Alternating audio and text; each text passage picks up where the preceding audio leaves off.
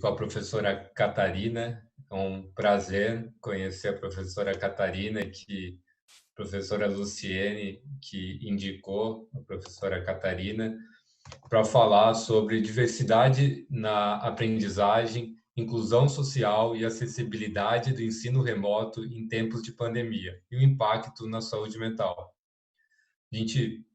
A pandemia, como todos já sabem, afetou a todas as populações, a rotina de todo mundo, mas dentro dos segmentos, das populações, as crianças e adolescentes foram um dos grupos mais afetados, que de repente eles perderam os vínculos que eles tinham,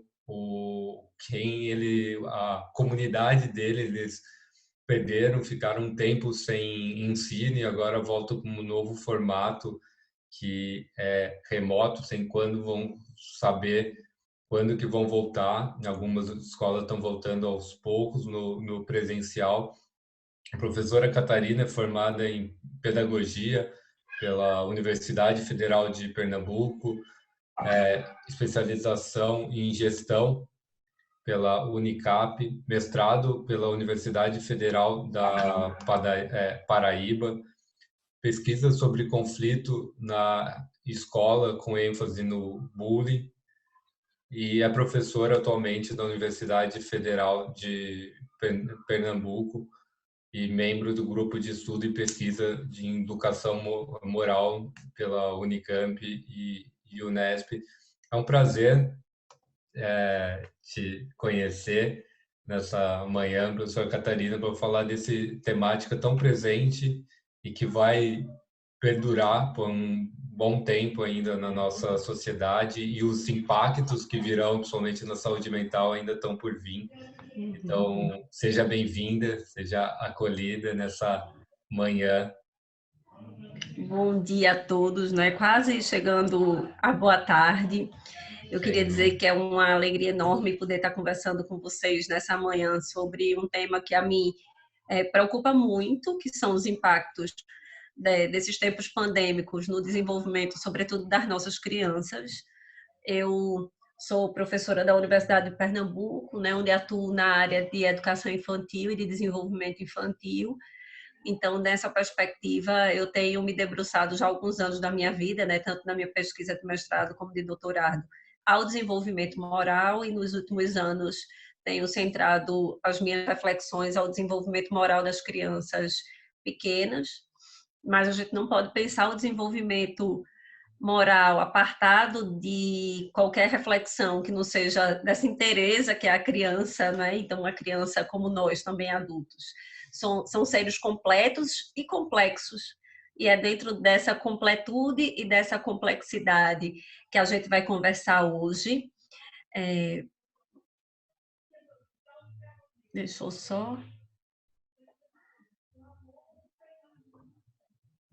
colocar a minha apresentação para a gente poder conversar melhor. Eu já situei o lugar de onde eu falo, né? Eu falo desse lugar. Já está aparecendo para vocês? Tá sim. Então, eu falo desse lugar do desenvolvimento moral. Única coisa, professor, para você ligar de novo tua câmera. Ah, ela desligou? Agora perfeito, ligou. Ela ligou? Estamos te vendo agora. Então, ótimo, perfeito. Então, pensando nessas reflexões, né, pensando nessas discussões a respeito do desenvolvimento das crianças, como é que a gente pode pensar, como é que a gente pode discutir, como é que a gente pode analisar como é que as crianças estão, então, enfrentando esses tempos pandêmicos, né? Porque a gente sabe dos efeitos da Covid. Professora, só maximiza de novo os slides que voltou a minimizar aqui do lado, né, embaixo. Então, deixa eu fazer isso. Espera aí, só um segundinho. Tá. Voltou? Isso, perfeito. Tá ótimo agora.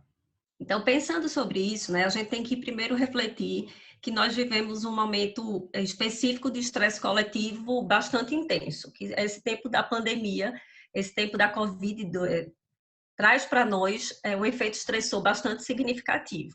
Então, quando a gente tem um efeito estressor que atinge uma população tão grande, como é o caso da Covid-19 nesse ano de 2020, a gente tem implicações que vão para todos os segmentos, em especial as crianças, né? Sabemos que as crianças elas já são mais vulneráveis em relação aos adultos, mas especificamente em relação à Covid, as preocupações em relação às crianças foram muito minimizadas em função das crianças serem menos acometidas, ao mesmo tempo que os efeitos na saúde das crianças eram menos visíveis. Entretanto, o que os estudos têm mostrado, né, tem um grupo de pesquisadores enorme da Fiocruz, da Universidade Federal do Rio Grande, conduzido pela professora Beatriz Smith, entre outros pesquisadores, que já têm mostrado que os efeitos para a saúde mental das crianças, enquanto as crianças elas são menos acometidas pelos efeitos biológicos da Covid, elas são mais acometidas pelos efeitos na saúde mental, emocional, relacional. Né? Então, quando a gente pensa no desenvolvimento das crianças, elas são as menos acometidas biologicamente, mas elas têm se mostrado como as mais afetadas quando a gente está pensando do ponto de vista da saúde mental. E ainda há uma outra questão, né? Quando a gente fala das crianças, há alguns anos eu tenho pensado, junto com estudos da sociologia da infância, da antropologia da criança, de que a gente não pode pensar numa infância única. Então, a gente tem falado dessa palavra na perspectiva do plural, né? Das infâncias. Como é que a gente pensa essas infâncias nos diversos contextos, incluindo nesse momento, nesses tempos pandêmicos? Então, quando a gente está falando das diversas infâncias, a gente também tem diversas implicações para a saúde mental das crianças em função dessas diversas infâncias, né? Porque as crianças estão enfrentando esses tempos pandêmicos diferentemente. E aí, nesse sentido, é muito importante a gente falar dessa inclusão social, ou seja, de quais crianças, em quais contextos estamos falando, e como é que podemos pensar, a partir dessa perspectiva da inclusão social, as repercussões na saúde mental dessas crianças, assim como a gente precisa discutir a acessibilidade num contexto de múltiplas infâncias e de uma perspectiva mais plural de infâncias. Então, quando a gente está pensando nessa discussão, a gente olha o mundo todo adoecido, não é, pela Covid-19, 2019. Eu, particularmente, ao longo dos meus 40 anos, nunca tinha experimentado nada parecido, né? No Brasil, nós nunca experimentamos nada parecido como esse momento que estamos vivendo da Covid-19. A gente tem, no mundo todo, 90% das crianças afastadas da escola.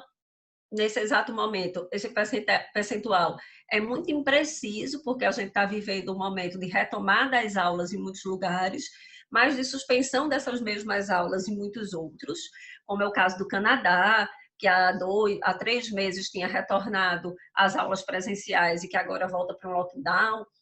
Algumas cidades da Inglaterra também já voltando para o lockdown, que tinham retomado as aulas. Então, a gente tem vivido nesses últimos 2 meses, né, esse movimento de retorno de alguns espaços e de segunda onda da contaminação em outros, e tudo isso tem uma implicação muito grande no desenvolvimento da saúde mental, porque quando a gente vai pensar no desenvolvimento infantil e em questões que as crianças precisam para se desenvolver de forma saudável, uma delas é necessariamente a gente pensar na questão da estabilidade emocional, né? Então, as crianças que vivem em ambientes mais ambivalentes, crianças que vivem em ambientes muito instáveis, inseguros, elas tendem a apresentar mais comprometimentos na saúde mental do que crianças que vivem num ambiente cuja estabilidade é mais harmônica. E esses tempos pandêmicos, eles trazem como característica para as relações interpessoais esse movimento de instabilidade permanente. A gente não sabe exatamente como lidar com ele, porque nós não temos experiências anteriores que nos possam significar essas relações que a gente está estabelecendo agora. Ela traz consequências para diversas ordens, que não só do âmbito da ordem da saúde, mas a pandemia ela traz implicações que são econômicas. Então, a gente tem muitas famílias vivendo na contemporaneidade um estresse tóxico muito grave em função do desemprego, em função da miséria.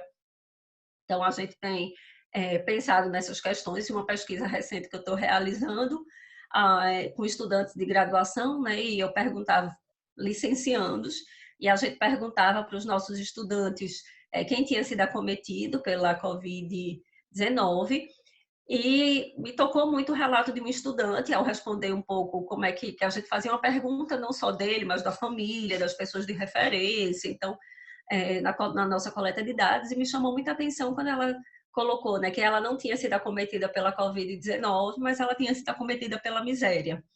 Então, a gente tem uma série de pessoas vivendo nesse olhar, nesse mundo que está adoecido, mais do que um adoecimento que é exclusivo do âmbito da saúde. A Covid-2019, ela trouxe a necessidade de um distanciamento social que reconfigurou relações. O que a gente tem visto ao longo do mundo é que potencializou as desigualdades sociais, afinal de contas, apenas a camada mais popular e mais pobre foi diretamente atingida economicamente, socialmente, pela pandemia, né, de uma maneira significativa. Enquanto isso, a gente tem, pelo menos no Brasil, um enriquecimento dos milionários e dos bilionários, e a gente tem um empobrecimento maior dos que já eram pobres e, sobretudo, dos miseráveis. Então, a gente tem toda essa dinâmica que é também econômica.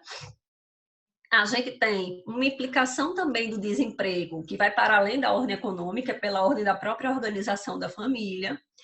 A gente tem ainda um acúmulo de atividades que são desempenhadas por essa família, que passa, nesses tempos pandêmicos, a não contar com rede de apoio, que é algo fundamental para uma organização saudável da própria instituição familiar e para que seja possível evitar a sobrecarga de atividades. E a gente tem no Brasil, diferentemente de outros países, né, uma cultura do patriarcado ainda muito arraigada nas próprias relações. Então, o que os estudos têm mostrado para a gente, sobretudo uma pesquisa que foi publicada pelo Núcleo Ciência pela Infância, é que, na verdade, a Covid tem atingido, sobretudo, as mulheres, do ponto de vista da saúde mental, porque, embora a gente tenha, muitas vezes, o homem e a mulher compartilhando o home office, por exemplo, a gente não tem uma cultura, e os estudos da professora Beatriz Smith nos mostram isso, né, de divisão equânime do trabalho doméstico e também, sobretudo, do cuidado com as crianças. Então, a gente tem uma sobrecarga de trabalho muito grande nas mulheres e um estresse tóxico muito grande experimentado por essas mulheres, que diante da pandemia tiveram que sozinhas dar conta da casa, da comida, do home office, do homeschooling e de uma série de outras atividades que terminam potencializando o adoecimento. E há uma correlação muito importante entre o adoecimento da mãe e o adoecimento das crianças, não é? Porque os adultos precisam, embora estejam também vivendo um momento muito desafiador, buscar condições de construir esse ambiente minimamente estável para que as crianças possam continuar se desenvolvendo. E quando esses adultos adoecem, essa família inteira adoece de uma maneira mais preocupante. Então, pensando sobre isso, a gente precisa olhar para as condições de trabalho que são apresentadas no Brasil. Então, quando a gente fala em educação no Brasil, a gente fala numa educação que é desigual, não apenas para as crianças, mas que é desigual também para os professores. Então, a gente tem também um adoecimento bastante importante de ser investigado, né, entre os professores. E aí a gente tem os professores que estão em contato com essas crianças, mesmo que seja virtualmente, eles estão adoecidos.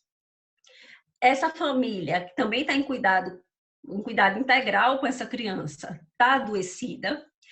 Essa escola, enquanto instituição protetiva dessas crianças, não tem acontecido. E aí a gente vai vivendo no Brasil, sobretudo, muitas dificuldades de inclusão social e e baixíssimos investimentos sendo feitos para que as crianças, né, tenham acesso a essa educação. Então, eu gosto muito dessas três imagens, porque elas, embora não falem especificamente das condições de saúde mental dessas pessoas, elas evidenciam os construtos que são necessários para a construção dessa saúde mental, ou para esse olhar para essa saúde mental. Então, pensando sobre isso, a gente vai olhar, enquanto a gente tem no Brasil professores com todo um arcabouço de estrutura para a construção das suas aulas remotas, o que não garante também uma saúde mental, vale salientar, porque os estudos também sobre o trabalho docente em tempos pandêmicos têm nos mostrado que os professores têm trabalhado muito além da sua carga de trabalho e têm experimentado de um estresse tóxico bastante importante, porque há uma exposição demasiada da figura desse professor. Então, a partir do momento que esse professor adentra as casas das crianças, né? Ele adentra espaços que ele particularmente não se sente confortável, muitas vezes, para ingressar, e outras vezes esse professor se sente demasiadamente exposto e, por vezes, também mal interpretado. Então, todos nós temos acompanhado, ao longo dessa pandemia, diversas situações em que professores são expostos, tanto na mídia como nas redes sociais, né, nesses espaços de compartilhamento de informações e de tarefas, o que causa para os professores uma insegurança bastante profunda e um estresse bastante intenso. A gente também tem um grupo grande de professores, e eu gosto bastante também dessa imagem da direita, essa professora ministrando aula com toda uma organização para dar conta desse ensino à distância, né? E aí ela usa um cabide amarrado por pedaços de pano, o celular fixado para dar conta de filmá-la na posição correta. A gente percebe muito claramente nessas costas curvadas e todo o investimento para conseguir chegar à casa das crianças. E essa imagem de baixo, que é bastante significativa, que mostra uma criança estudando de forma remota, com todo o aparato também tecnológico, ao passo que a gente tem outra criança tentando pegar um pouquinho do que é possível dela ver do lado de fora da janela. A gente tem aí, obviamente, imagens que colocam para nós, claramente, uma questão muito problemática, cuja essa pandemia colocou o dedo na ferida, que são as desigualdades sociais no nosso país, que sempre foram intensas e que nesses contextos pandêmicos parece que foram ainda mais potencializadas. O abismo entre, não é, quem possui as condições de dignidade e o abismo entre quem não possui essas condições de dignidade foram ainda mais afastados, né? Esse abismo ficou maior e essa distância ficou ainda mais potencializada. E direitos fundamentais, como o direito à educação, há alguns meses no nosso país não tem sido assegurado para uma parcela muito grande da nossa população. Mas a gente tem mais do que desigualdades apenas do âmbito social. A gente tem, ao meu ver, e os impactos na saúde mental também perpassam por isso, a gente tem errado bastante na forma como a gente tem pensado o ensino remoto nesses tempos pandêmicos. Isso porque, quando a gente vai pensar em ensinar, e aí, independentemente dos tempos em que a gente estiver atravessando, a gente tem que pensar, quando a gente vai ensinar, a nossa pergunta principal não é como é que se ensina. A nossa pergunta principal precisa se deslocar desse lugar, desse adulto que ensina, para que a gente possa perguntar como é que se aprende. Então, a grande pergunta que nós, professores e professoras, deveríamos sempre fazer no nosso cotidiano docente era perguntar como é que as crianças aprendem. E quando perguntamos como é que as crianças aprendem, as implicações desse desenvolvimento integral delas traz para nós muitos desafios, porque as crianças possuem muitas dimensões que são indissociáveis. Então, a criança é um ser completo, né? Eu gosto muito quando o Frei Beto dizia: não podemos olhar as crianças só como anjos barrocos, que possuem formato só do pescoço para cima. Né? A criança tem um corpo que se movimenta, que responde, que fala, que interage. Então, a criança tem uma dimensão física que é bastante importante para a sua aprendizagem, mas a criança também tem uma dimensão que é afetiva, ou seja, a Adélia Prado tem um poema que me interessa muito, em que ela diz assim: o comer não começa do queijo. O comer começa da fome de comer queijo. Porque se eu tenho faca e tenho queijo, mas não tenho fome, é inútil ter queijo. Mas se eu tenho fome de queijo e não tenho queijo, eu vou atrás do queijo. O que a Adélia Prado está querendo dizer para a gente com esse poema espetacular é que as dimensões afetivas, elas têm um lugar muito importante na aprendizagem. as crianças precisam estar motivadas a aprender. A dimensão afetiva, ela perpassa todas as dimensões e ela tem um papel importantíssimo na educação, porque ela impulsiona a criança para os objetos de aprendizagem que estão em contato com ela. Mas a criança também não é só uma dimensão física e outra afetiva. A criança também tem uma dimensão relacional que é muito importante. A criança é gente. E aí o Paulo Freire falava em um de seus textos que a escola não é só parede, a escola não é só prédio. O diretor é gente, o professor é gente, o aluno é gente. E somos cada vez mais gente quando somos capazes de eu ser eu convivendo com você e você ser você convivendo comigo. Então, a escola tem uma dimensão relacional que é fundamental para a constituição psíquica das nossas crianças e, sobretudo, para o desenvolvimento moral dessas crianças. Porque é nessa relação paritária que prioritariamente ocorre na escola que as crianças vão aprendendo, por exemplo, que o jeito que elas resolvem os conflitos em casa com esse adulto nem sempre funciona na relação com esse coleguinha. As crianças vão aprendendo que as coisas não funcionam exatamente como funcionam na sua casa e ela vai ampliando a sua perspectiva de mundo e a sua potencialidade. A Thais Vinha, ela tem um texto lindíssimo que ela diz assim, onde se não na escola eu aprendo que nem toda mulher apanha como a minha mãe. Então, as crianças cujas mães apanham, que a avó apanha, que a tia apanha, que a vizinha apanha, que crescem numa comunidade que, de certa forma, legitima a violência contra a mulher, elas vão aprender na escola e podem aprender na escola que essa violência, que pode ser comum na sua comunidade, precisa ser questionada. Então, a escola ela tem uma dimensão relacional que é fundamental. Porque é nessa relação, né, que o Freud diria que o outro é o meu parceiro psicológico, é nessa relação com essa minha igualdade, mesmo que na diferença, com essa minha paridade, que eu vou aprendendo outras formas de me relacionar, que eu vou aprendendo outras formas de conviver. E mais do que isso, né? A família é um espaço de convivência, obviamente, de convivência primária, onde a gente vai instituindo as nossas primeiras dimensões, mas a escola, que é esse espaço de formação secundária, ela tem uma dimensão importante nessas relações, justamente porque ela é um espaço também de desenvolvimento social. A escola é um espaço que precisa cultivar, né, valores que são republicanos, valores que são democráticos, valores que são para a coletividade. Eu, na minha família, eu posso consolidar valores que sejam interessantes para a minha família. Quando a gente fala, por exemplo, na defesa de uma escola pública laica, a gente está falando justamente nessa dimensão social da escola. Porque a escola é um espaço para acolhimento de todos. Na minha família, eu posso ter determinada religião, determinado valor, determinada concepção, que pode até excluir outras concepções. Mas a escola não. A escola é um espaço, por excelência, de formação social. E se a escola é um espaço de formação social, ela precisa ser, por excelência, um espaço de cultivo dos valores republicanos. Então, a escola é laica, é republicana, é democrática. Então, a escola precisa ser esse espaço de formação social, além de ser um espaço de formação cognitiva. Então, veja, essa dimensão cognitiva, e não aleatoriamente eu coloquei essa dimensão cognitiva como a última, é o espaço, a escola foi ao longo dos tempos sendo considerado espaço de formação cognitiva e ao passo que essa educação vai avançando e que a gente entende que a escola é um espaço, por excelência, de aprendizagem e não de determinadas aprendizagens, a gente vai ampliando esse leque da escola e a sua função enquanto instituição social.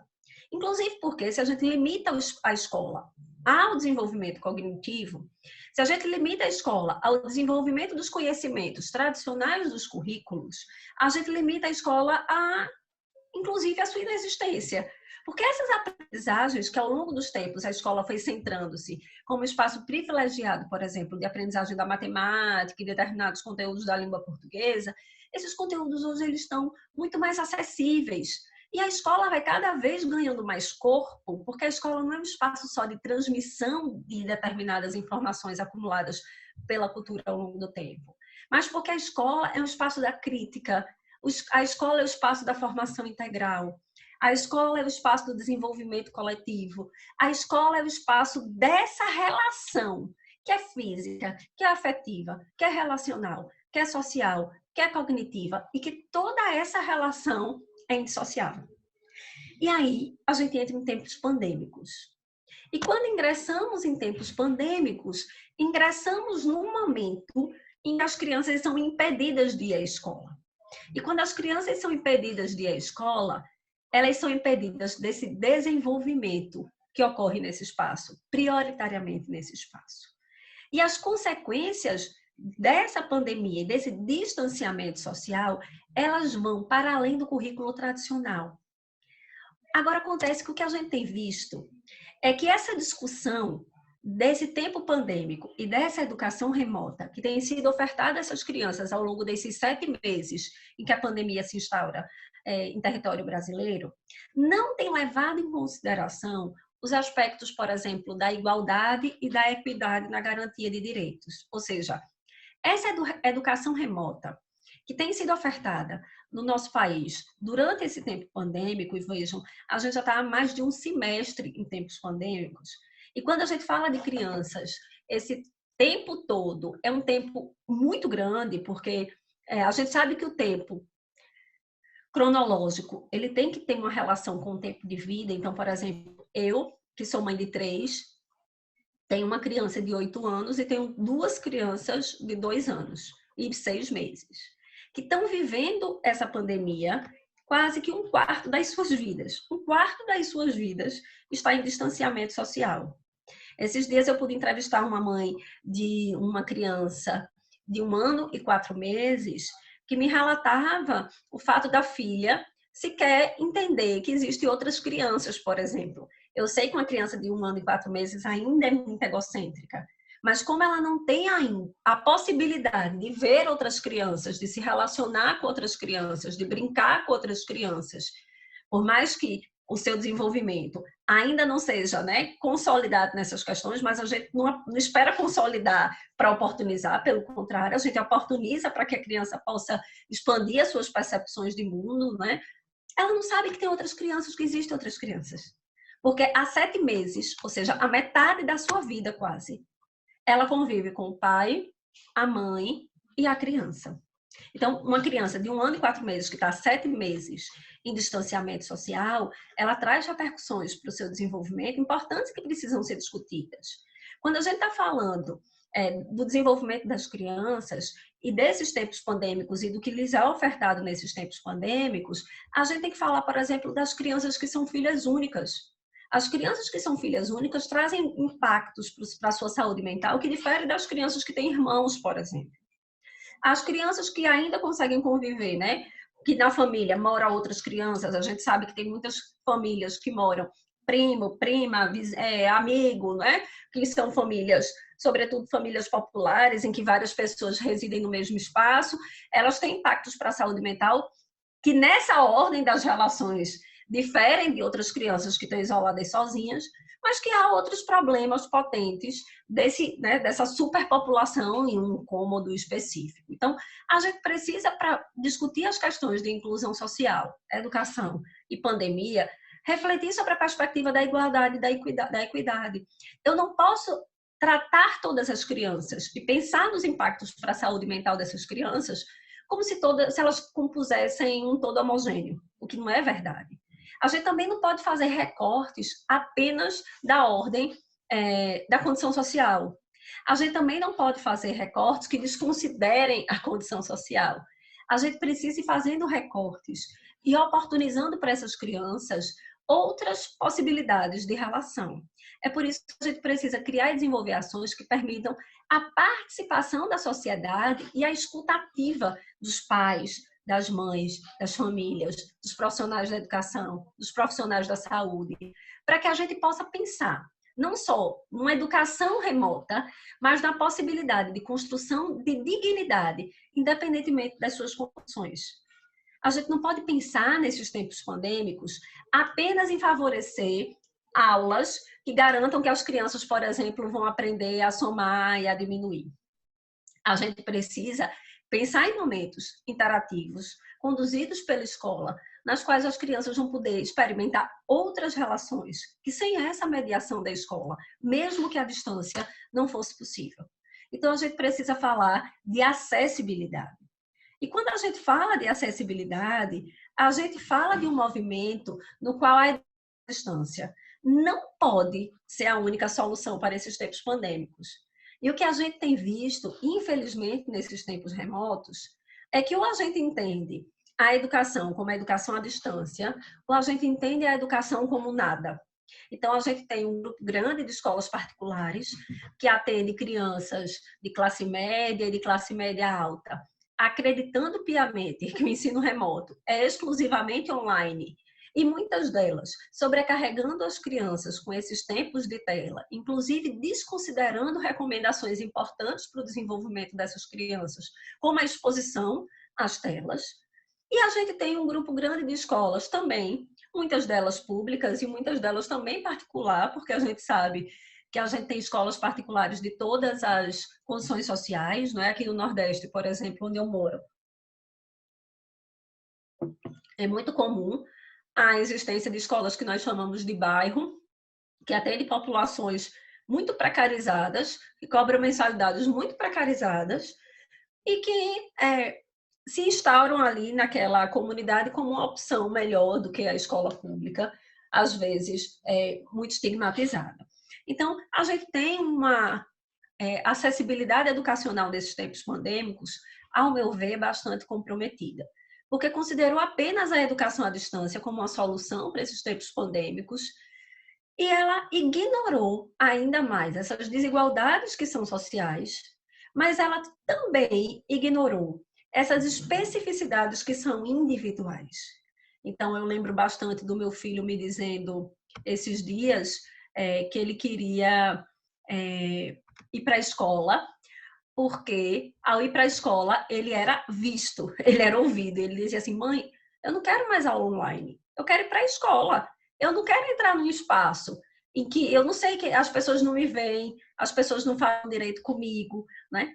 É diferente da gente estar aqui estabelecendo vínculos e trocas, conversando. Então tá aí aparecendo para mim na minha telinha Mariana Sade, Maria da Conceição, Pablo Valente, Marcito, que são pessoas que eu não conheço ainda, né? E que nesse momento a única possibilidade que a gente tinha de se comunicar era através desse recurso tecnológico que traz para nós algumas limitações. Né? Como, por exemplo, se todo mundo abrir a tela, a gente não consegue que a internet dê conta disso. Se todo mundo falar ao mesmo tempo, a gente não consegue ter um momento de escuta. Mas quando a gente vai para o cotidiano das aprendizagens, sobretudo para as aprendizagens infantis, essa educação online ofertada nesses tempos remotos, ela ignorou aquilo que a gente vinha discutindo exatamente no slide anterior, que a criança é um ser completo. Então, ela ignorou que a criança tem uma dimensão que é afetiva, que a criança tem uma dimensão que é relacional, que a criança tem uma dimensão que é social, que é física, né? Que é relacional. E tem se preocupado prioritariamente com a dimensão cognitiva das crianças. Algumas abandonadas, porque a gente tem um grupo enorme de crianças que ao longo desses 7 meses não teve acesso a absolutamente nada, e algumas delas demasiadamente sobrecarregadas, porque o que se quer é ocupar as crianças e garantir que elas vão aprender aqueles conteúdos tradicionais do currículo de uma forma que ignora a particularidade do tempo que a gente vive. Ignora, por exemplo, os medos que as crianças estão sentindo, um momento que ignora, por exemplo, a insegurança e a instabilidade que as crianças estão vivendo. É um contexto que ignora a sobrecarga de trabalho que as famílias já estão tendo no lar. É um contexto que ignora, por exemplo, a inabilidade de muitos pais e de muitas mães para dar conta dessas atividades, né, ao longo desses tempos. E aí a gente precisa, então, considerar que ser acessível, quando a gente está falando de acessibilidade, não é apenas disponibilizar para as crianças o recurso necessário para que elas consigam assistir às aulas. Assistir às aulas é muito pouco, né?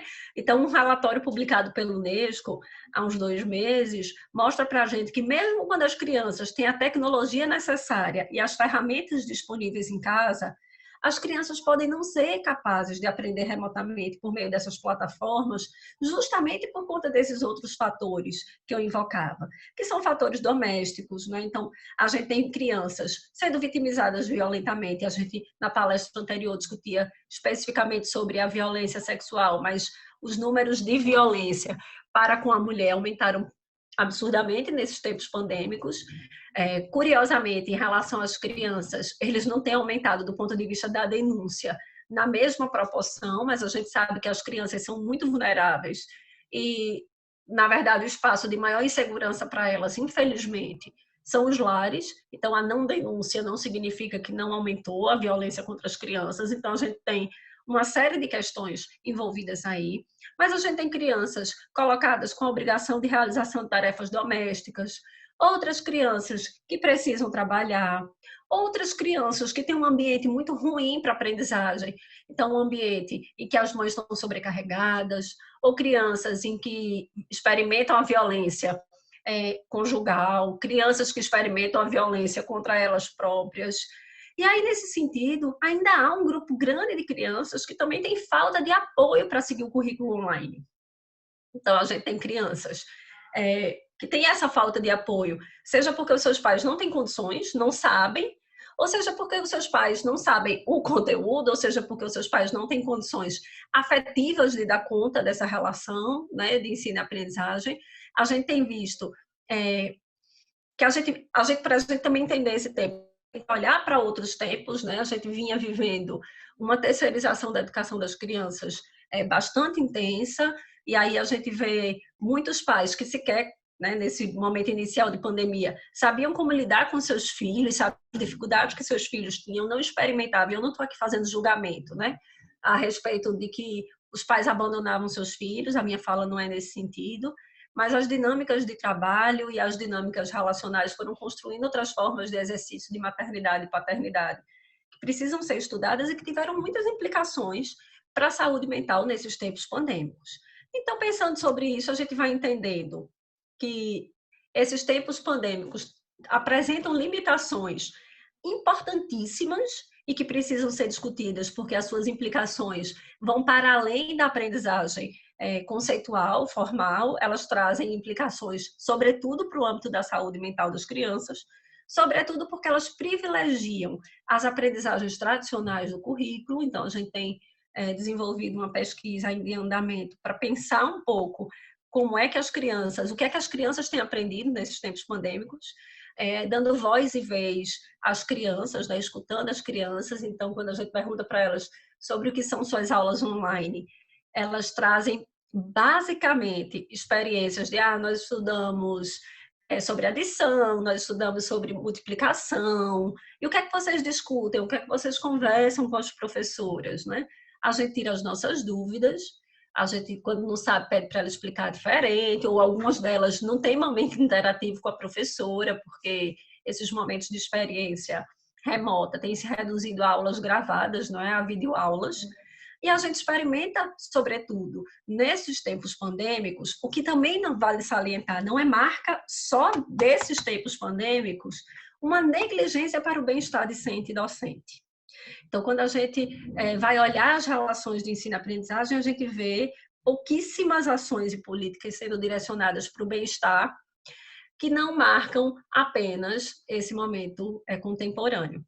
No doutorado, por exemplo, eu estudei relações de bullying na escola, e que é uma forma, né, nefasta de convivência, uma forma de violência que atinge profundamente as relações interpessoais, e que vocês vão ter a oportunidade de conversar e de discutir à tarde com a professora Luciene, e que os professores, os próprios professores, acreditam que o manejo dessa violência que ocorre na escola paritariamente, não só na escola, né, mas que ocorre na escola paritariamente, é de responsabilidade da família. O que os dados da minha pesquisa de doutorado, por exemplo, mostram é que muitos de nós, professores e professoras, acreditamos que os conteúdos de ordem relacional, afetiva e social são de responsabilidade da família e que cabe, de fato, à escola esses conhecimentos, né, cognitivos e tradicionais do currículo. Acontece que já há alguns anos a gente vem fazendo um movimento importante para que essas questões sejam incorporadas à escola, na reflexão da escola, porque são conteúdos que sempre tiveram na escola, a violência, a convivência, a interação, a indisciplina, não é? São questões que estão ali no currículo cultural, no currículo oculto, né, da escola, e que precisam ser trazidos para a discussão e que precisam ser trazidos para o desenvolvimento. Eu estou fazendo essa fala para dizer que a gente tem implicações para esse ensino remoto em tempos pandêmicos, de não acessibilidade, porque a nossa escola, também porque a nossa escola presencial traz limitações para uma percepção mais ampla da sua função enquanto instituição educativa. E aí, quando a gente pensa sobre isso, eu gosto muito dessa tirinha, a gente precisa problematizar e discutir relações dessa natureza. Então, oi, Olavinho, tá me vendo? Então, o mundo adulto entrou em colapso. A gente tem que assumir logo essa jossa. Você precisa me ajudar. Tá ocupado com a lição virtual? Man, isso é a armadilha deles. Se liga. Eu acho essa tirinha espetacular para que a gente possa tirar do escuro essa discussão do bem-estar infantil, que traz um impacto enorme para a nossa saúde mental, né, para a saúde mental, sobretudo, das crianças, porque o que é que a gente está priorizando? Não é? Por que é que nesses tempos pandêmicos a gente precisa continuar ensinando e aprendendo, fazendo de conta que as crianças não estão sofrendo? Por que que a gente precisa priorizar, por exemplo, que as crianças decorem as capitanias hereditárias, em detrimento da possibilidade delas falarem sobre como se sentem, como interagem, que estão com saudade do amigo, que podem pensar com esse amigo em outras formas de relacionamento, que podem construir projetos que sejam significativos. Então, a gente tem olhado para essas crianças errando o foco. O relatório do Ciência pela Infância tem mostrado que para cada 3 meses de quarentena, a gente pode esperar um acréscimo de 15 milhões de casos de violência domésticas contra as mulheres. E por que que a gente não está discutindo como é que as nossas crianças têm enfrentado esses tempos? A gente precisa, do lugar da educação, né, observar que é um estresse que é generalizado, que é pautado a partir do relacionamento e do senso de pertencimento, que tem sido fragilizado e que nós precisamos para a nossa saúde mental. Né? Entender que precisamos ser aceitos, ser compreendidos, estabelecer com as outras pessoas relações próximas que sejam estáveis, seguras, duradouras, que são tópicos que foram muito fragilizados nesse tempo pandêmico. A gente precisa, para a manutenção da nossa saúde mental, da sensação, né, de um certo controle das relações, que seja eficaz para que a gente possa gerenciar a nossa vida, que também foi fragilizado nesse momento. E a gente precisa também de uma certa autonomia, que significa ter a chance de acreditar, né, que nós somos capazes de manejar e que vai fazendo consequências para o nosso comportamento. Então, se a gente entende que essa construção, né, do self das crianças é feita a partir do estabelecimento de relações, da reação desse adulto, por exemplo, a maneira como essa criança interage, como ela responde, como ela lida, e a maneira como os outros colegas também, né, as outras pessoas também lidam conosco, a gente vai entendendo que há uma potência de adoecimento nesses tempos pandêmicos, já que quem está reagindo a esse comportamento dessa criança são esses adultos que, de modo geral, também estão afetados do ponto de vista do sentimento de pertencimento, da competência, da autonomia, e que por muitas vezes apresentam dificuldade de interação e de relação com essas questões. E isso vai trazendo nas crianças uma série de comportamentos que, obviamente, podem ser comportamentos adaptativos, mas que vão sendo acentuados, vão sendo relações acentuadas para evidenciar um pouco o que é que tem acontecido nessa pandemia e como as crianças estão lidando com elas. Então, a gente tem pais sobrecarregados, que, de modo geral, falam bastante sobre, e aí todo mundo que convive com famílias está escutando, né? Falam bastante sobre a dificuldade que é ensinar, aprender, estar junto, acompanhar a criança na escola, ao passo que a gente tem 36% das crianças apresentando uma dependência mais excessiva dos pais. A gente tem crianças mais desatentas, mais preocupadas, apresentando problemas de sono, falta de apetite, pesadelo, desconforto, agitação. Então, são uma série de sintomas que vão aí eclodindo e que vão mostrando para a gente que essas crianças precisam de algo para além das capitanias hereditárias e da tabuada que elas precisam decorar. E aí o que o relatório do Núcleo de Ciência pela Infância tem apresentado para a gente é que as crianças precisam, para se organizar nesses contextos tão desafiadores, de momentos que sejam mais lúdicos, porque a ludicidade, ela permite uma ressignificação desses momentos. Quando eu falo sobre isso, eu me lembro muito do filme A Vida é Bela, e do enfrentamento, né, de um campo de concentração a partir de jogos simbólicos que foram construídos entre pai e filho. E a gente vê que apenas os jogos simbólicos foram capazes de salvar o menino, né, da percepção daquele mundo tão desafiador. Eu não estou falando com isso que a gente precise criar um mundo paralelo para as nossas crianças, mas a gente precisa instrumentalizar as nossas crianças para que elas possam dar conta desse mundo desafiador que elas têm, porque elas não vão construir esses elementos sozinhos. Então, o relatório do Núcleo Ciência pela Infância vai dizendo que a gente precisa ajudar as crianças a estruturarem esse dia, né? A partir de atividades de leitura, de desenho, de jogos, de brincadeira, de sensação de pertencimento comunitário, ajudando nas tarefas de casa, no preparo alimentar, num certo sentimento de estabilidade, né? Eu tenho me perguntado muito como é que os meus filhos vão pensar, vão lembrar dessa pandemia do futuro.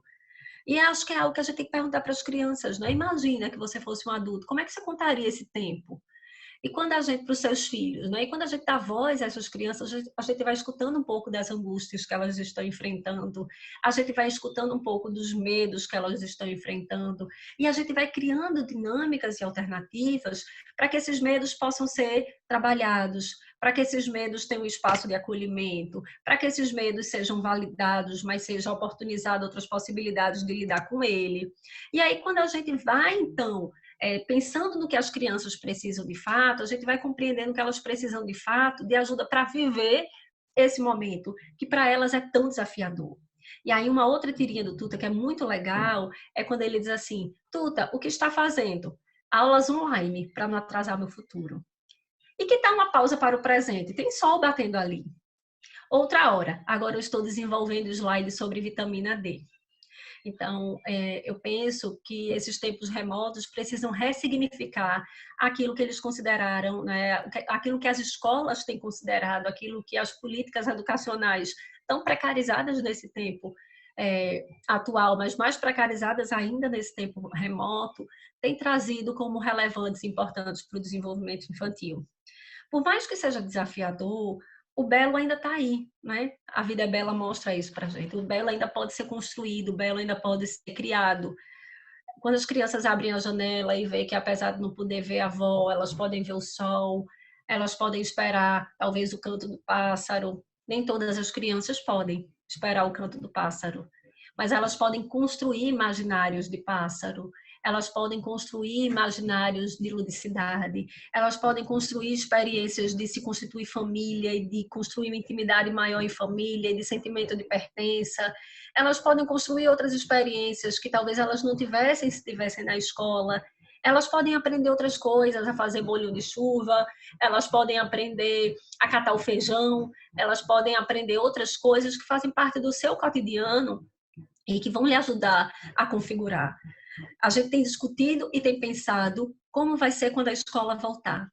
E isso talvez seja o que mais tem me preocupado no âmbito da saúde mental.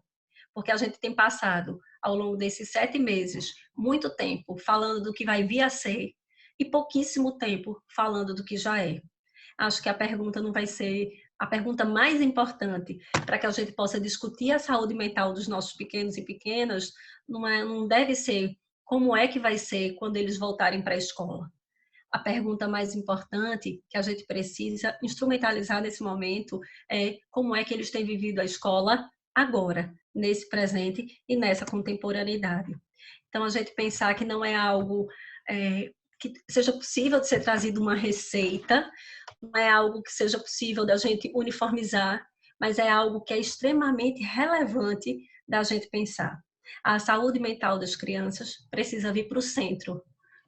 O desenvolvimento afetivo das crianças precisa vir para o centro. A gente não pode desconsiderar a vida atual pensando que a gente não pode perder tempo. O que seria perder tempo, não é? Perder tempo cuidando de viver, a gente viver. Então, essa era a minha fala nesse contexto. Eu agradeço imensamente o convite feito para a participação desse congresso. e me coloco agora à disposição para que a gente possa conversar, para tentar pensar um pouco mais nas perguntas. Ótimo, professora Catarina. O pessoal aqui no chat gostaram bastante e elogiaram bastante a tua palestra. Tem também algumas perguntas para a gente refletir. Uma que já começa, a Andrea, que mostra um pouco desses desafios. Já é desafiante em qualquer lugar do mundo a gente trabalhar com educação, e principalmente quando a gente fala educação de criança e adolescente. E no Brasil é muito mais, porque você tem essas questões de vulnerabilidade. Quando a gente fala de saúde mental, quando a gente fala de educação, se fala muito mais de qual, até a professora Sandra falou, de qual sociedade que a gente tem, qual sociedade que está construindo, que mostra muito da educação que é na Finlândia, que é um outro modelo, da Coreia do Sul, que são dois modelos muito diferentes de sociedade.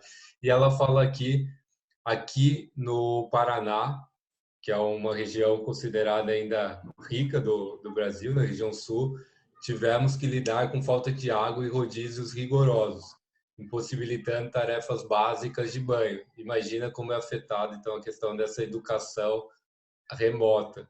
E já a outra pergunta, que também é muito relacionada, a Ana Carolina, ela pergunta qual seria o papel do psicólogo escolar, do assistente social nesse contexto e de outros profissionais que estejam envolvidos. Quem foi que perguntou sobre o papel do psicólogo? Ana Carolina. Oi, Ana, boa tarde. Eu penso que o psicólogo escolar ele tem um papel fundamental, né, nesses tempos pandêmicos, e esse papel, na minha leitura, ele tem duas dimensões tem múltiplas dimensões, mas tem duas muito importantes. Uma é com relação à própria orientação e cuidado dessa equipe docente, porque a gente também tem que ter um cuidado bastante grande de entender que os professores foram tão impactados quanto todo o restante da sociedade, não é? Estão diante de um momento desafiador. Ninguém nos preparou para isso, né? Então a sensação que a gente tem é que a gente está trocando o pneu do carro em movimento. Então a gente não tem. O que é muito legal da gente ir vivendo e construindo maturidade, inclusive profissional, é que a gente vai tendo experiências anteriores para ir colocando as nossas experiências e pensando sobre elas, né? Esse momento não, esse momento ele foi completamente diferente de tudo que a gente vivia. Então, essas experiências anteriores, elas não sustentam, não dão respostas, né? Um momento muito desafiador. E aí eu entendo que o psicólogo escolar, ele tem um papel de orientar, de cuidar desses professores, né? Porque a gente sabe que a escola não só educa, a escola é espaço de educação e cuidado. Então, a gente, sobretudo a escola de educação infantil, nessas duas dimensões são muito claras, mas também de escuta e de cuidado dessas crianças. Então, eu acho que o psicólogo, Ana, pode trazer um pouco essa voz das crianças, que está tão silenciada por esses microfonezinhos todos desligados. Tem me preocupado imensamente. Eu tenho tentado acompanhar diversas aulas de diversos tipos de instituição, de diversos tipos de lugares, como as crianças não falam, como as crianças estão em silêncio nesses tempos de educação remota. Então, eu acho que o psicólogo tem esse lugar de tentar trazer essa voz das crianças de novo, de escutar essas crianças, de favorecer a fala, de pensar no currículo, como é que essas crianças podem ser colocadas para pensar, para discutir, né? De trazer esse lugar da fala como uma potência de vida necessária que não pode ser silenciada nesses tempos pandêmicos. Então, eu penso um pouco por aí.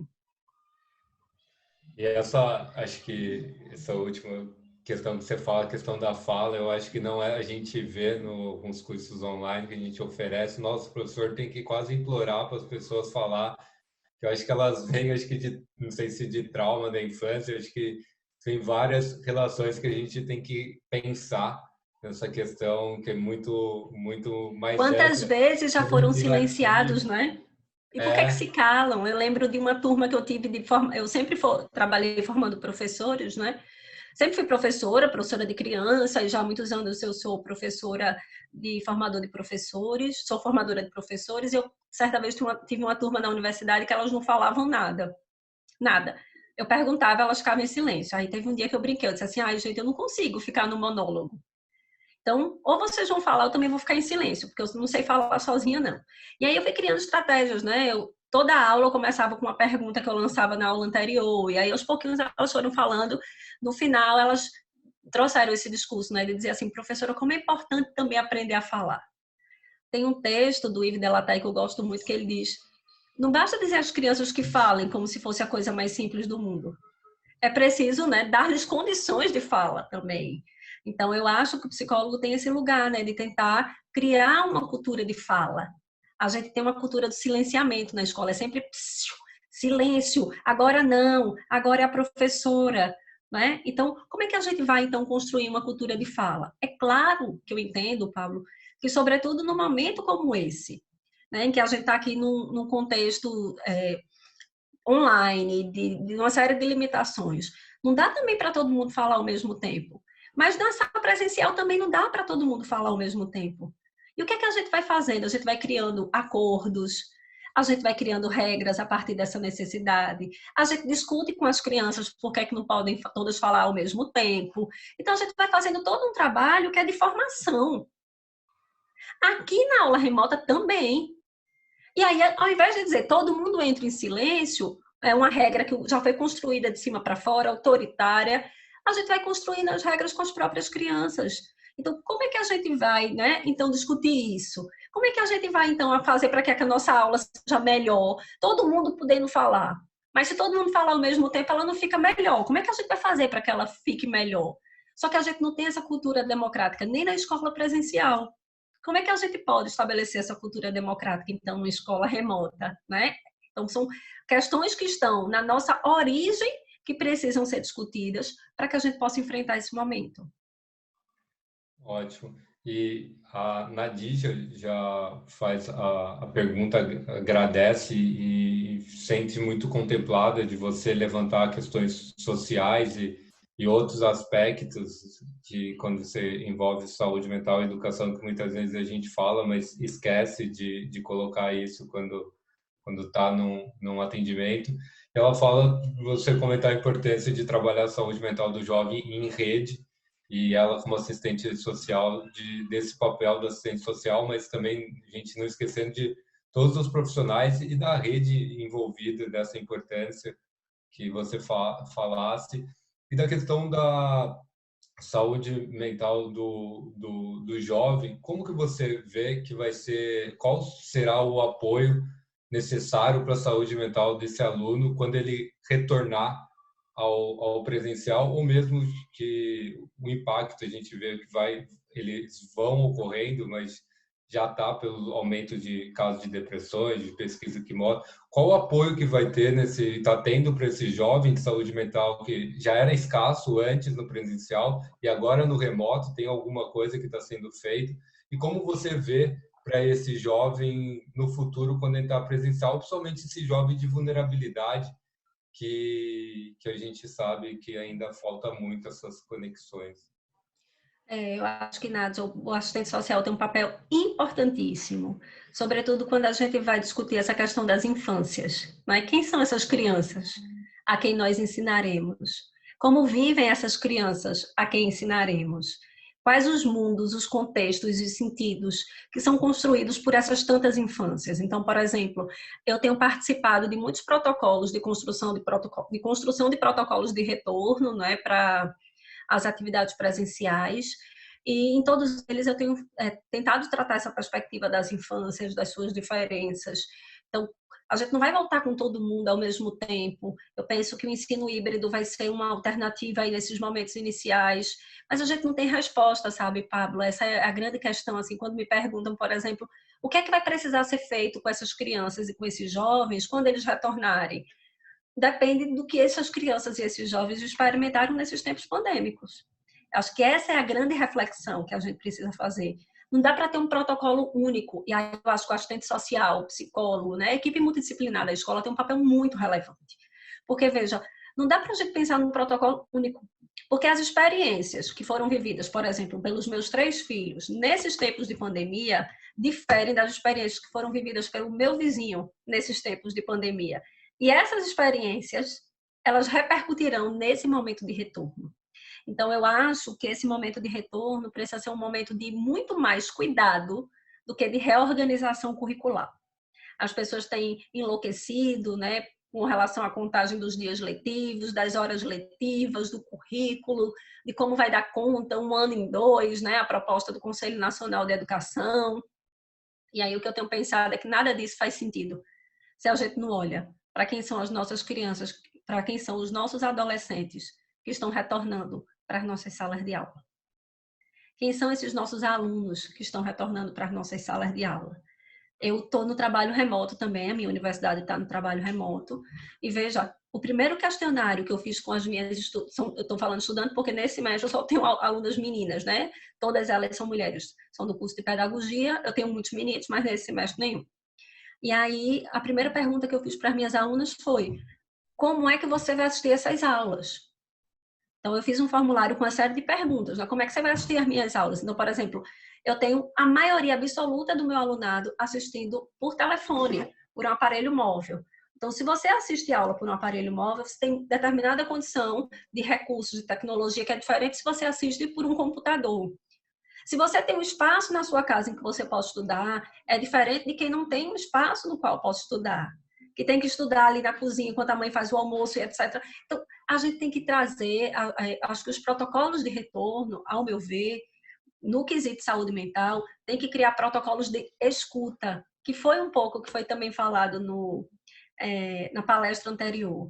Então, a gente precisa criar protocolos de como é que a gente vai entender quem são essas crianças que estão retornando, porque essas crianças que estão retornando, elas não são as mesmas crianças que saíram.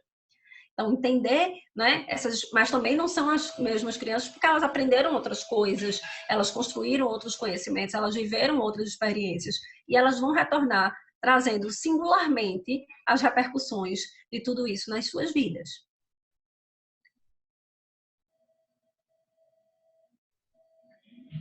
Tá fechado, Pablo.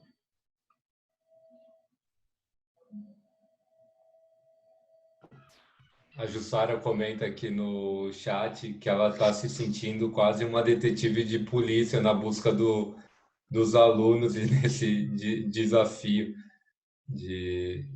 deles. E a Daniela pergunta que ela é interior de Minas Gerais, de Patrocínio, que ela vê a demanda aumentar muito tá aumentando no CAPES 2 da cidade na busca de criança e adolescente, isso antes da pandemia, e ela tem a preocupação pós-pandemia como será essa demanda desses alunos e desses adolescentes no serviço de saúde mental. Ela pergunta qual que vai ser a conexão entre o serviço de saúde mental e a escola. A gente vê ainda muito falho essa construção de rede entre os serviços. A gente conversando um dia com um professor que nem sabia o que era um CAPS. E isso é muito comum, que nem sabia o que é um CAPS. Então, imagina como que ele vai envolver a rede se ele nem conhece essa rede, nem conhece o que se envolve essa rede. Então, o que você diz, assim, pela sua experiência, como que a gente pode envolver essa rede, a conexão entre a escola e os serviços, não só saúde mental, mas toda a RAPS que faz essa parte disso. Essa é uma questão de cultura, né, Pablo? Assim, a gente tem uma cultura, infelizmente, a gente tem uma cultura muito de escola de portas fechadas. Então, assim, a gente tem todo esse discurso de que a gente quer que a família participe, que o psicólogo atue, que o assistente social esteja na escola e etc. Mas a gente não tem uma cultura escolar que favoreça essa participação, pelo contrário. O que os estudos que analisam, por exemplo, as relações família-escola mostram para a gente é que a escola quer que os pais estejam na escola quando elas acham que os pais vão resolver o problema, né? Eu mesmo lembro uma coisa que me marcou muito a minha trajetória profissional foi quando eu tive, ainda como estagiária, uma experiência na escola e uma criança tinha um potencial surpreendente e eu queria conversar um pouco com a mãe. E mandei um bilhetinho chamando a mãe. E a criança chegou no outro dia na escola toda surrada de cinta, né, cheia de marcas de cinto, E aí a criança disse, professora, por favor, nunca mais chama minha mãe. E aí a mãe deu uma surra na criança porque eu estava chamando ela, então ela deduziu que a criança tinha feito o quê? Tinha feito trela. Porque a gente tem uma cultura de só chamar os pais na escola quando as crianças aprontam. A gente não tem a cultura de chamar os pais na escola para compartilhar a experiência, para compartilhar a tomada de decisão. A escola, infelizmente, eu sou educadora, eu sou da escola, mas a escola não quer. Né? A escola quer que os pais estejam do portão para fora. Basta ver que muitas escolas fecham o portão, só entra até aqui. Então, eu acho que a gente tem que repensar essa cultura escolar, que afasta os outros para pensar numa cultura escolar de acolhimento, de compartilhamento, de discussão. Não é, o menino perturbou, eu chamo a mãe, eu mando para o CAPS, eu mando para o Conselho Tutelar. Não, o menino perturbou ou não, eu trago para aqui o Conselho Tutelar, o CAPS, o assistente social, o psicólogo, o pai, porque essa criança ela é uno, mas ela é multi, né? Então, ao ser multi, eu não consigo olhar para todas as dimensões dessa criança. Então, a gente tem que criar uma cultura multidisciplinar que olhe para essa criança nas suas múltiplas dimensões. Então, é um pouco nesse sentido. Ótimo. O filho já está chorando, já acho que já está com saudade da mãe já. É porque essa é a hora do sono, então todas as casas têm... Essa é também uma outra aplicação do home office, né? No home office todo mundo... Há uma semana atrás eu dei uma palestra, no meio da palestra o meu mais velho entrou aqui por trás, abriu a boca e fez assim, que sono, vai demorar muito, mãe. Então, a gente passa por isso. E eu acho que isso também é super bacana, né, Pablo? Porque mostra um pouco de que as casas são vivas. Né? As casas, elas não são artificiais. As crianças choram. As crianças, né, vivem. A gente também vive. Quanto mais a gente buscar esse espírito de ser real e de tentar olhar para as coisas como elas são, eu acho que a gente tem mais chances de tentar acertar.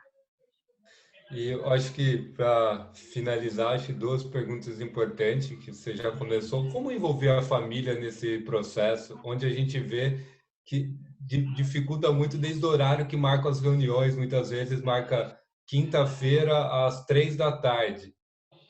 E como que você vai envolver essa família nisso, como envolver a família no processo? E qual o papel que você vê do professor em relação à saúde mental desse aluno na questão do processo de escuta? E qual o papel você vê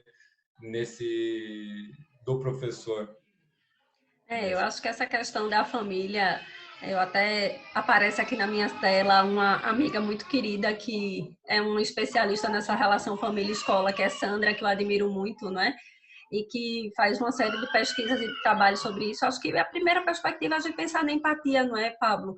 Veja, a gente fala, a família não faz, a família não quer, a família... Muitas vezes a família não tem condições mesmo de fazer, muitas vezes a família não sabe como fazer, né? Muitas vezes a família acha que aquele jeito errado que ela está fazendo é o jeito certo, porque a família muitas vezes quer acertar, né? Então, a gente pensar um pouco sobre isso, né? Nas condições. A gente diz, a família não participa. E aí eu lembro muito de eu estar uma vez numa formação de professores e uma professora falando isso, a família não participa. E aí, quando nós saímos, a coordenadora disse assim, é engraçado, né? Porque a mesma professora que diz que a família não participa, a gente chamou já ela e o marido 4 vezes para conversar sobre o filho e ela não veio nenhuma. Então, a gente aponta muito o dedo para a família e esquece muito de olhar para a gente, né? Também desse lugar de família. Então, acho que você já traz uma reflexão importante, que é por que a reunião tem que ser às 3 da tarde? Então, que horário é melhor para as famílias da minha comunidade? Como é que eu vou ser mais acessível para a família da minha comunidade? Então, acho que esse é um caminho importante da gente pensar. E aí alguém me disse, né? Você enxerga um espaço de escuta na escola na qual não há psicólogo? Absolutamente. E a questão do papel do professor, que já Eu complementa. acho que é claro, nós professores precisamos escutar, nós precisamos ensinar as nossas crianças a escutar, escutando-as. Né? Então, eu penso que o professor, o psicólogo tem um papel importantíssimo na escola, mas quem cotidianamente está em contato com essa criança é o professor. Se ele não tem uma escuta sensível e ativa, a gente não vai conseguir que o psicólogo sozinho dê conta. Né? Então, o psicólogo precisa muito mais pensar nessa perspectiva, né? Do todo, da cultura e do clima escolar, mas pensar em sensibilizar esses professores para que eles possam ter essa escuta ativa e sensível, que é fundamental. Então, eu não defendo a escola sem psicólogo, eu acho que o psicólogo tem um papel fundamental na escola, mas eu acho que a escuta não é só do psicólogo, eu acho que a escuta do professor é extremamente relevante.